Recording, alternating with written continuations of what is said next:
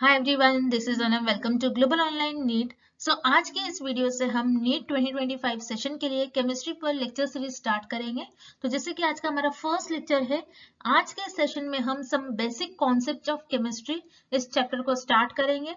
अब ये जो चैप्टर है ये आपका 11th क्लास का चैप्टर है और इस चैप्टर को हम एमसीक्यूज के थ्रू आपके कॉन्सेप्ट क्लियर करेंगे और एग्जाम्पल्स के थ्रू, बहुत basic examples, day to day life के एग्जाम्पल्स हो गए, एनसीईआरटी की एक एक लाइन हम फॉलो करेंगे और एमसीक्यूज के थ्रू हम कॉन्सेप्ट समझने की कोशिश करेंगे। तो देखिए यहाँ पर एमसीक्यूज के थ्रू इसीलिए हम कॉन्सेप्ट समझेंगे क्योंकि आपके एग्जामिनेशन में भी आपको एमसीक्यूज ही पूछा जाता है नीट में।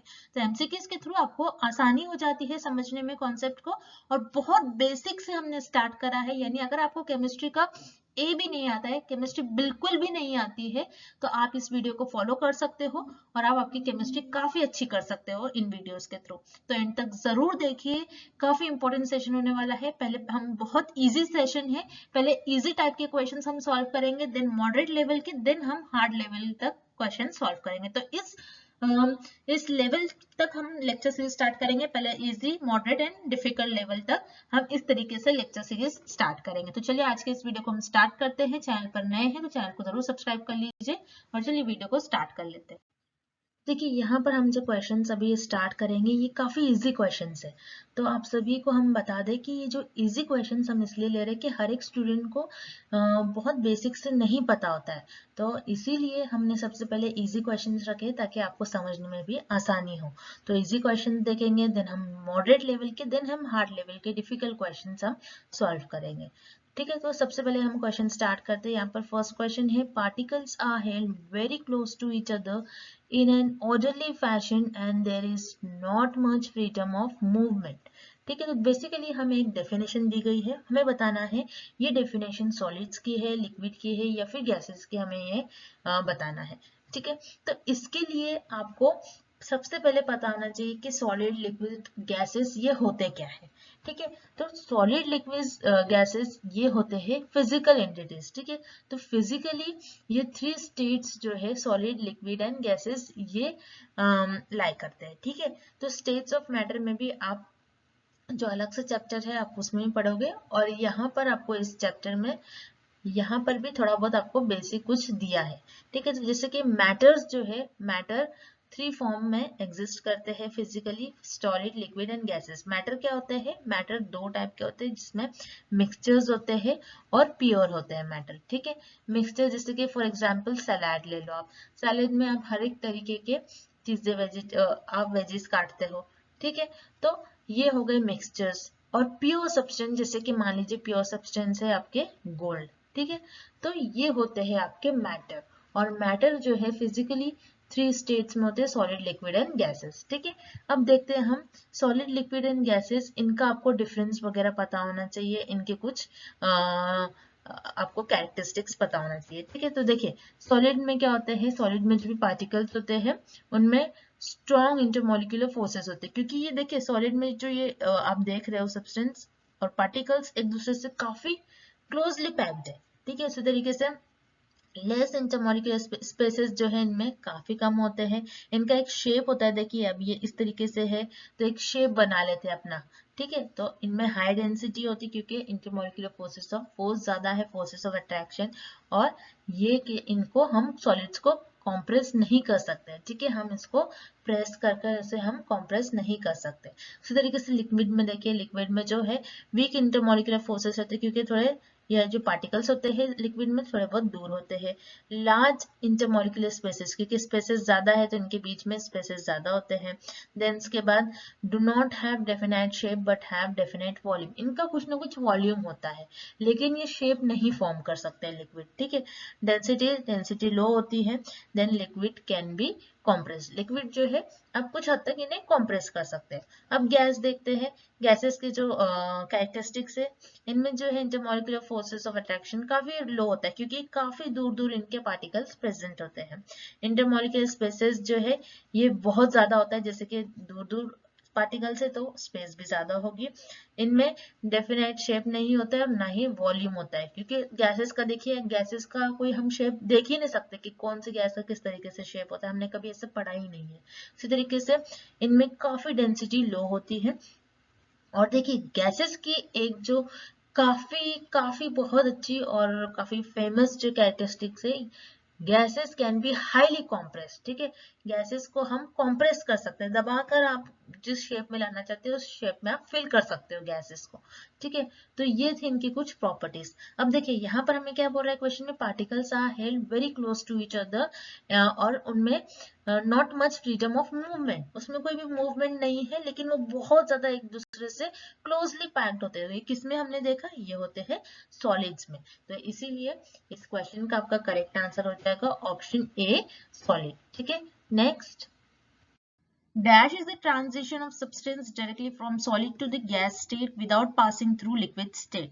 तो देखिए यहाँ पर हमें एक डेफिनेशन दी गई है, डायरेक्टली हमें बताना है ये दिए गए ऑप्शंस में से या फिर दिए गए टर्म्स में से किनकी डेफिनेशन है।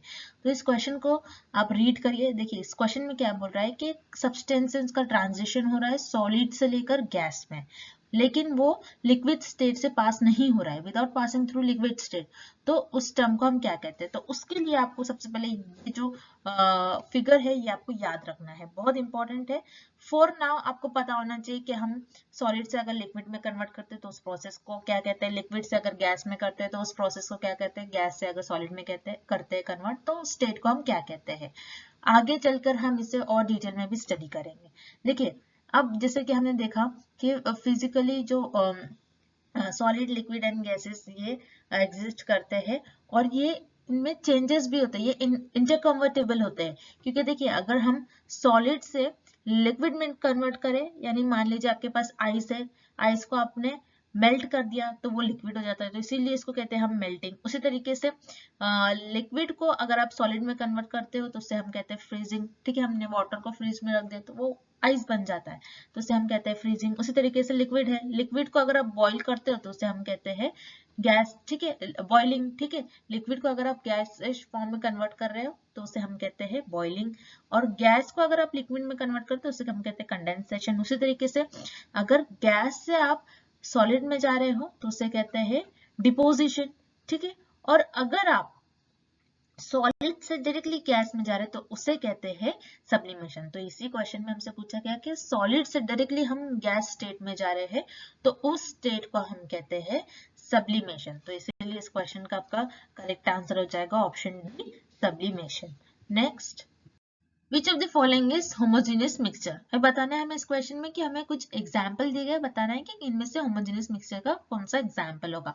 तो उसके लिए सबसे पहले आपको ये डायग्राम पता होना बहुत जरूरी है। देन इसके बाद हम देखेंगे होमोजेनियस मिक्सचर्स क्या होते हैं, हेटेरोजेनियस मिक्सचर्स क्या होते हैं, इनकी डेफिनेशन। अब जैसे कि हमने देखा मैटर फिजिकली 3 फॉर्म में एग्जिस्ट करते हैं, सॉलिड, लिक्विड एंड गैसेस। अब यहाँ पर हम इनका क्लासिफिकेशन देख रहे हैं। ठीक है, मैटर का क्लासिफिकेशन, मैटर को मिक्सचर्स एंड प्योर सब्सटेंस में क्लासिफाई करा है। ठीक है, मिक्सचर्स क्या होते हैं, यहाँ पर देखिए मिक्सचर्स होते हैं मिक्स, किसी भी चीज को हम मिक्स कर रहे हैं तो हम कहते हैं मिक्सचर। तो मिक्सचर्स में 2 या फिर 2 से ज्यादा अगर सब्सटेंस होते हैं तो उन्हें हम कहते हैं मिक्सचर्स। प्योर सब्सटेंस क्या होते हैं, प्योर मतलब सिर्फ एक ही चीज से मिलकर जो बना है। ठीक है, सिर्फ एक ही सब्सटेंस हो उसे हम कहते हैं प्योर सब्सटेंस, जैसे कि गोल्ड वगैरह। ठीक है, ये प्योर होता है, तो एक सब्सटेंस। और मिक्सचर्स 2 से ज्यादा सब्सटेंस को मिक्सचर्स कहते हैं। अब प्योर सब्सटेंस एंड मिक्सचर्स को भी और क्लासिफाई करा है, मिक्सचर्स को होमोजेनियस मिक्सचर्स में एंड हेटेरोजेनियस मिक्सचर को, एंड प्योर सब्सटेंस को एलिमेंट एंड कंपाउंड में करा गया है।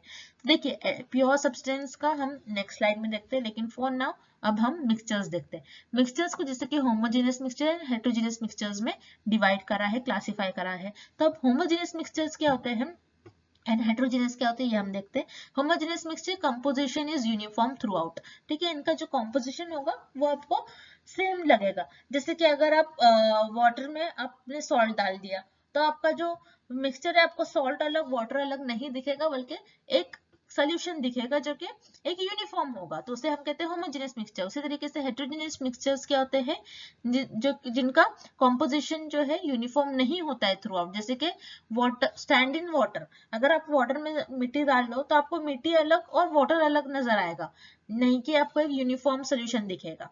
तो ऐसे सोल्यूशन और ऐसा कंपोजिशन जो कि यूनिफॉर्म हो थ्रू आउट, उसे हम कहते हैं होमोजेनियस मिक्सचर। अब देखिए होमोजेनियस मिक्सचर के बारे में हमसे पूछ रहा है, तो देखिए यहाँ पर मिक्सचर ऑप्शन 1 पर हम चलते तो है mixtures of soil and water. Soil and water का मिक्सचर ये हेट्रोजेनियस है, तो ऑप्शन ए तो नहीं होगा। ऑप्शन सी देखते हैं mixture of sugar salt and sand.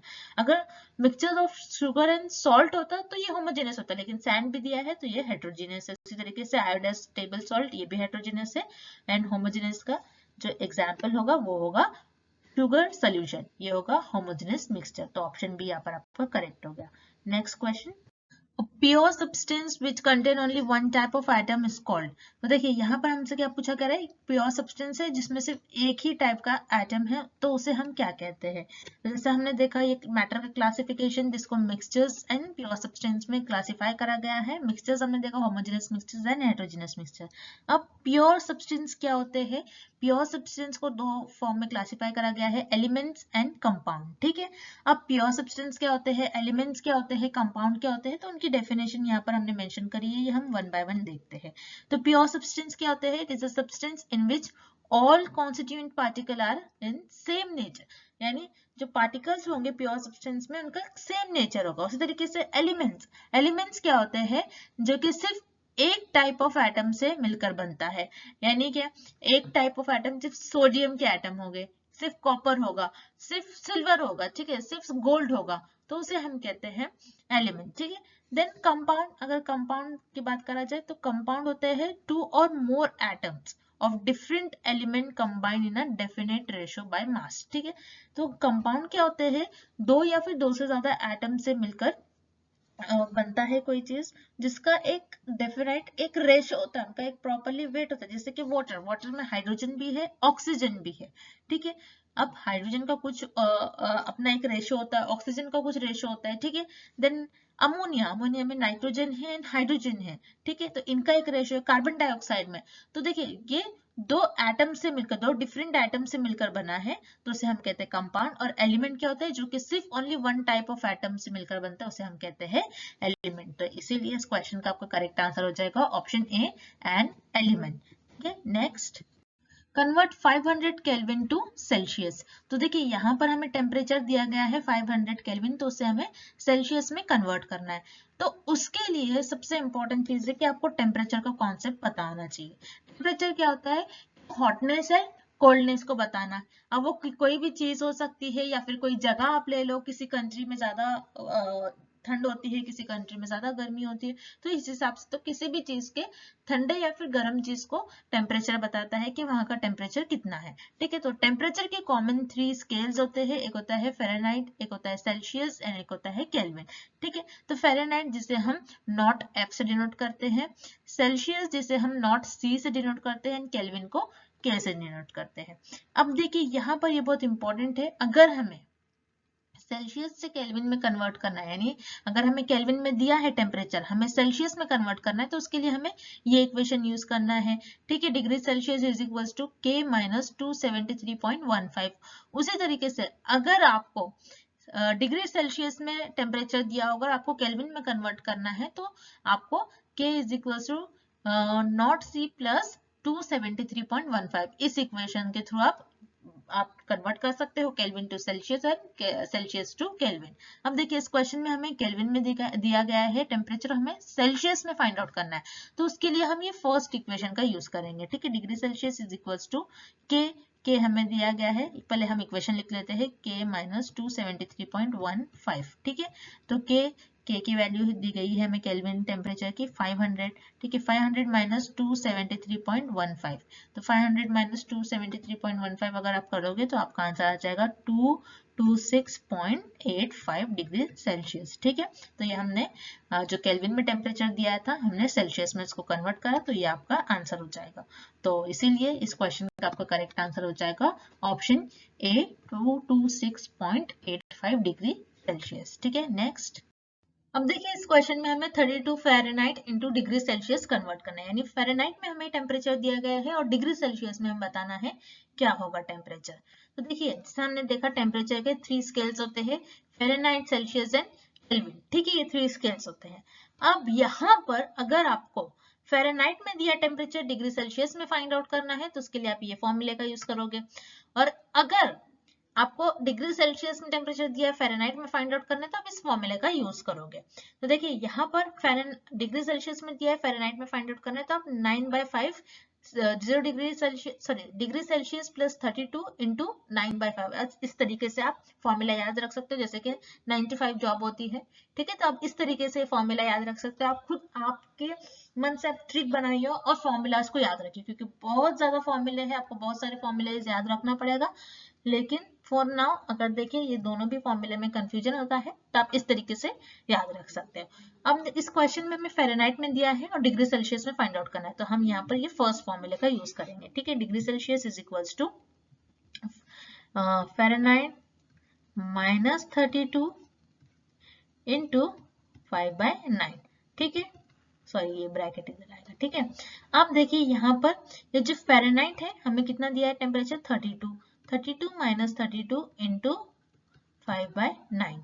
ठीक है, तो 32 माइनस 32 हो जाएगा 0, 0 इंटू 5/9, 0 इंटू एनीथिंग। अब 0 से कोई भी नंबर को अगर आप मल्टीप्लाई कर दो तो आंसर 0 ही आता है, यानी कितना हो जाएगा यहाँ पर आपका करेक्ट आंसर हो जाएगा 0 डिग्री सेल्सियस। तो इस क्वेश्चन का आपका करेक्ट आंसर हो जाएगा ऑप्शन बी 0 डिग्री सेल्सियस। ठीक है, next SI unit of luminous intensity. तो देखिए इस क्वेश्चन में हमसे पूछा गया है कि SI यूनिट क्या होगा ल्यूमिनस इंटेंसिटी का।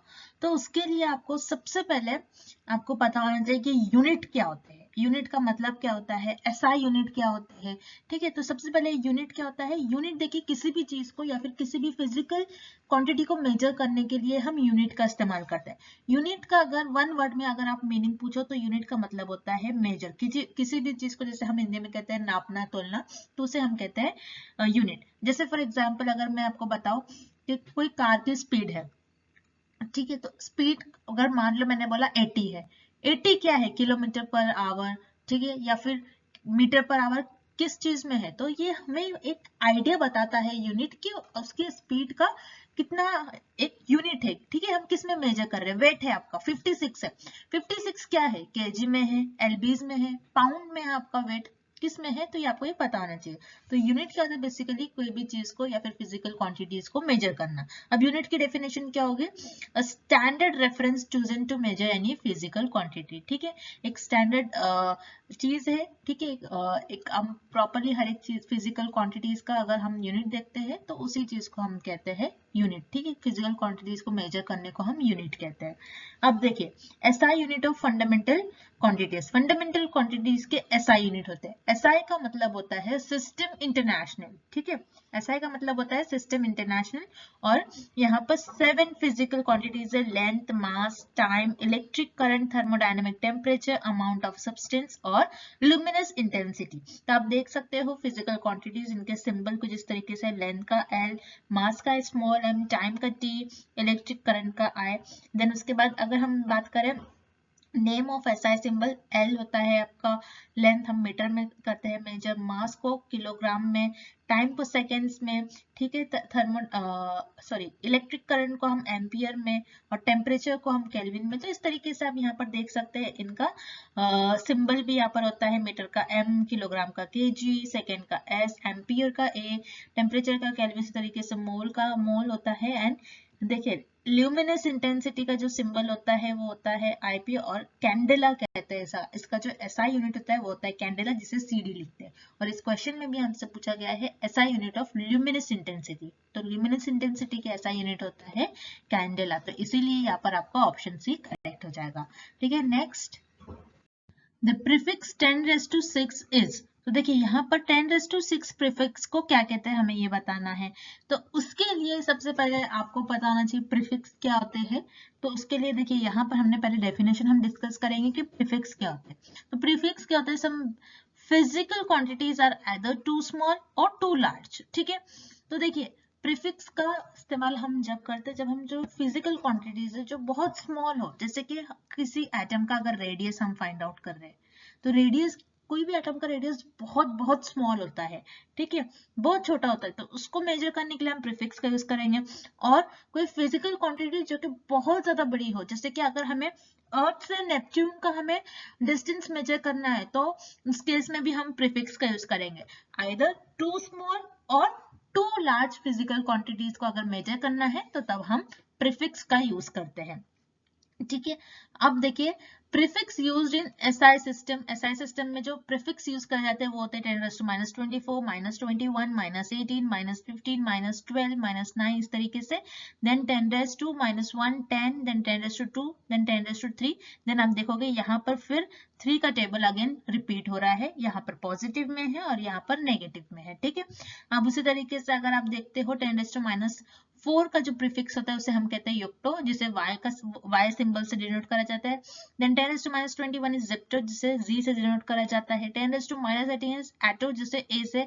तो इस तरीके से आप देख सकते हो मल्टीपल है उनके प्रीफिक्स और उनके सिंबल्स। देन 10 जो होगा वो होगा डेका, 10⁻2 होगा वो होगा हेक्टो, देन 10⁻3 होगा किलो, जिसे हम k से मेजर करेंगे। देन उसके बाद 10⁻6 होगा मेगा, जिसे कैपिटल M से डिनोट करा जाता है, सिंबल है कैपिटल M, ठीक है। तो इस तरीके से आप देख सकते हो, ये टेबल आपको याद रखना है। ये आपको इस पर भी आपको हो सकता है आपको बोर्ड एग्जामिनेशन में 1 और 2 क्वेश्चन 1 मार्क के लिए 2 मार्क के लिए जो आपको पूछा जा सकता है, ठीक है। अब देखिए यहाँ पर 10⁻6 है प्रीफिक्स, तो वो क्या होगा आपका प्रीफिक्स क्या होगा यहाँ पर मेगा होगा, ठीक है, जिसे कैपिटल M से डिनोट करा जाता है। तो यहाँ पर आपका करेक्ट ऑप्शन हो जाएगा ऑप्शन डी मेगा, ठीक है। नेक्स्ट देखिए हम जो अब नेक्स्ट क्वेश्चन सॉल्व करने जा रहे हैं उसके लिए आपको सिग्निफिकेंट फिगर्स के कुछ रूल्स पता होना चाहिए, ठीक है। तो टोटल 7 रूल है सिग्निफिकेंट फिगर्स के, तो हम 1 बाय 1 करके इनके सारे रूल्स देख लेते हैं। तो सिग्निफिकेंट फिगर का जो फर्स्ट रूल होगा वो होगा all non zero digits are significant, example 394, ठीक है, यानी ऐसे डिजिट्स जिसमें जीरो नहीं आ रहे तो उन सारे डिजिट्स को हम सिग्निफिकेंट फिगर्स कंसिडर करेंगे। जैसे कि 394, इसमें एक भी जीरो नहीं है, तो 1 2 3 कितने डिजिट्स है 3 डिजिट्स है, तो यहाँ पर हो जाएंगे आपका 3 सिग्निफिकेंट फिगर, ठीक है। अब सेकेंड रूल कह रहा है zero between the non zero digits are significant, यानी अगर आपके कॉर्नर्स में यानी राइट साइड में लेफ्ट साइड में आपके नॉन जीरो नंबर्स है और उनके बीच में जितने भी जीरो आ रहे हैं तो आप उन सारों को कंसिडर करेंगे एज अ सिग्निफिकेंट फिगर, लेकिन वो बीच में होना चाहिए। तो 5005, तो टोटल कितने नंबर है 4, तो सारों को हम सिग्निफिकेंट फिगर कंसिडर करेंगे, तो टोटल यहाँ पर 4 सिग्निफिकेंट फिगर हो जाएगा। देन उसी तरीके से presiding zero or zeros to the left of a non-zero are non significant figures, ठीक है। यानी अब देखिए कोई नंबर है उसके लेफ्ट साइड में, ठीक है, नंबर के पहले या फिर लेफ्ट साइड में नंबर के जो भी जीरो आते हैं हमें उसे कंसिडर नहीं करना है, वो non zero number, non zero जो डिजिट्स है, जीरो डिजिट्स है, नॉन जीरो नंबर के पहले जो भी जीरो डिजिट्स आ रहे हैं वो आपके सिग्निफिकेंट फिगर नहीं होंगे, सिर्फ जो नॉन जीरो नंबर्स होंगे वही आपके सिग्निफिकेंट फिगर होंगे। तो इसीलिए यहाँ पर टोटल 2 सिग्निफिकेंट फिगर्स है। देन उसके बाद ये देखिए फोर्थ रूल है zeros in exponential form are not significant figure. अब एक्सपोनेंशियल फॉर्म में जो भी जीरो आता है, जैसे कि 10⁻2 क्या होता है 100 होता है, तो ये क्या हो जाएगा, ये एक्सपोनेंशियल फॉर्म में, एक्सपोनेंशियल फॉर्म में 10⁻5, 10⁻6, 10⁻25 कुछ इस तरीके से होंगे, तो उससे सिग्निफिकेंट फिगर में कंसिडर नहीं करा जाएगा। सिर्फ ये जो नंबर है इसके पहले इसे हम सिग्निफिकेंट फिगर कहेंगे। तो देखिए यहाँ पर सिर्फ 4 है, एक ही डिजिट है, तो 1 सिग्निफिकेंट फिगर हो गया।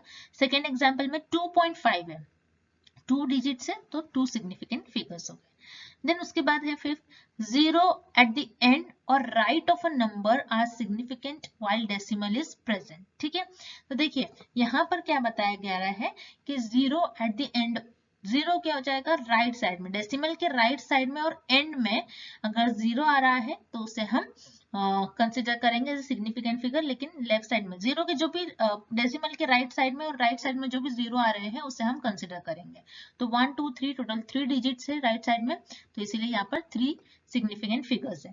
देन 6th पॉइंट हम देखते हैं terminal zeros are not significant figure if there is no decimal point, ठीक है। अब देखिए ऐसे नंबर जिनमें डेसिमल पॉइंट नहीं है और टर्मिनल पर जीरो है, स्टार्टिंग या फिर एंडिंग में कुछ इस तरीके से अगर जीरो है तो इस केस में यहाँ पर सिग्निफिकेंट फिगर में हम जीरो को कंसिडर नहीं करेंगे, बस जो नॉन जीरो डिजिट्स है उसी को हम कंसिडर करेंगे, जैसे कि 1 2 1, 2 एंड 6। तो यहाँ पर टोटल 3 सिग्निफिकेंट फिगर्स हो गए। देन 7 रूल है exact numbers have infinite significant figures. Exact number जैसे कि डेसिमल वगैरह कुछ नहीं आ रहा है, ना ही उसमें एक्सपोनेंशियल फॉर्म आ रहा है, तो उस केस को हम कहेंगे एग्जैक्ट नंबर। जैसे कि हम बता रहे हैं 2 बुक्स, 3 पेन्स, ठीक है, 2 कप्स, तो एग्जैक्ट नंबर से हम किसी चीज को शो कर रहे हैं तो उनका सिग्निफिकेंट फिगर इनफिनाइट हो जाएगा। तो ये 7 रूल्स है, इससे आपको क्वेश्चन पूछा जाता है, एक क्वेश्चन तो आपको कंपलसरी आता है। अब इस पर हम बेस्ट क्वेश्चन सॉल्व करते हैं। The significant figures in 0.00051 are, ठीक है, तो यहाँ पर हमें एक नंबर दिया गया है, फिगर दिया गया है, हमें बताना है इसमें कितने सिग्निफिकेंट फिगर होंगे। तो देखिए इस नंबर को और इस क्वेश्चन को सॉल्व करने के लिए, जैसा हमने देखा अभी सिग्निफिकेंट फिगर्स के रूल, तो आपको उसमें रूल नंबर 3 याद रखना है। रूल नंबर 3 कहता है कि नॉन जीरो डिजिट से पहले, ठीक है, नॉन जीरो डिजिट से पहले जितने भी जीरो है वो सिग्निफिकेंट फिगर्स आपके नहीं होते हैं, ठीक है, और जो डेसिमल के राइट साइड में जीरो आ रहा है वो भी आपके सिग्निफिकेंट फिगर नहीं होते। यानी ये जो नंबर है इससे पहले जितने भी जीरो आ रहे हैं वो सारे के सारे नहीं होंगे सिग्निफिकेंट फिगर, सिर्फ आपके जो इस केस में नॉन जीरो डिजिट्स है, जैसे कि 5 और 1, इसमें जीरो नहीं है, बस 5 एंड 1, ठीक है, ये आपके सिग्निफिकेंट फिगर हो गए। बाकी सारे जीरो जो है इसको हमें निग्लेक्ट करना है, और इस केस में आपके जो सिग्निफिकेंट फिगर होंगे 5 एंड 1, यानी टोटल 2 सिग्निफिकेंट फिगर्स आपके हो गए इस केस में। तो इसीलिए इस क्वेश्चन का आपका करेक्ट आंसर हो जाएगा option C. Next, The number of significant figures in 6.02 into 10 raised to 23 is, तो देखिए इस क्वेश्चन में हमें जो नंबर दिया गया है, यहाँ पर जो सिग्निफिकेंट फिगर हमें फाइंड आउट करना है, इसके लिए सबसे पहले हमें रूल देखना है। तो यहाँ पर हम रूल नंबर 4 अप्लाई करेंगे। अब रूल नंबर 4 क्या कहता है सिग्निफिकेंट फिगर्स में, कि रूल नंबर 4 कहता है कि एक्सपोनेंशियल फॉर्म है, एक्सपोनेंशियल फॉर्म को सिग्निफिकेंट फिगर कंसिडर नहीं करते हैं, ठीक है, तो एक्सपोनेंशियल फॉर्म है तो इसका कोई सिग्निफिकेंट फिगर हम काउंट नहीं करेंगे। लेकिन एक्सपोनेंशियल फॉर्म के साथ जो भी नंबर हो, चाहे वो जीरो हो, चाहे वो नॉन जीरो हो, चाहे उसमें डेसिमल हो, चाहे डेसिमल ना हो, तो सारों को आपको काउंट करना है और सारे के सारे आपके यहाँ इस केस में सिग्निफिकेंट फिगर्स होंगे, ठीक है। तो जैसे कि यहाँ पर डेसिमल आ रहा है, जीरो भी आ रहा है, तो सबको आपको काउंट करना है, इससे कोई फर्क नहीं पड़ता। रूल कहता है बस जो एक्सपोनेंशियल फॉर्म में है वही आपको सिग्निफिकेंट फिगर नहीं होगा, लेकिन उसके साथ जो सारे नंबर्स है उसको आपको काउंट करना है, वो सारे नंबर आपके सिग्निफिकेंट फिगर्स होंगे। तो यहाँ पर देखिए 6, 0, 2, तो ये तीनों भी आपके सिग्निफिकेंट फिगर है, तो टोटल कितने हैं, 3 नंबर्स है। तो इसीलिए इस क्वेश्चन का आपका राइट आंसर हो जाएगा ऑप्शन ए। यहाँ पर टोटल जो नंबर ऑफ सिग्निफिकेंट फिगर्स है वो है 3। तो दैट्स इट, अब इस सेशन को हम यही एंड करते हैं। आई होप कि आपके लिए काफी हेल्पफुल रहा है, काफी बेसिक से हमने स्टार्ट करा ताकि आपके कॉन्सेप्ट वगैरह सब कुछ क्लियर हो जाए। अब जो बचे हुए कॉन्सेप्ट है इस चैप्टर के, ये हम नेक्स्ट सेशन में लेंगे। तो ये जो चैप्टर है हमारा 3 to 4 सेशन में होपफुली कंप्लीट हो जाएगा। तो आपको हर एक सेशन हमारा फॉलो करना है, तब तक के लिए आपको हमारे चैनल को सब्सक्राइब करना है ताकि आपके सारे लेक्चर्स के अपडेट आपको मिलती रहे। And thank you for watching this video.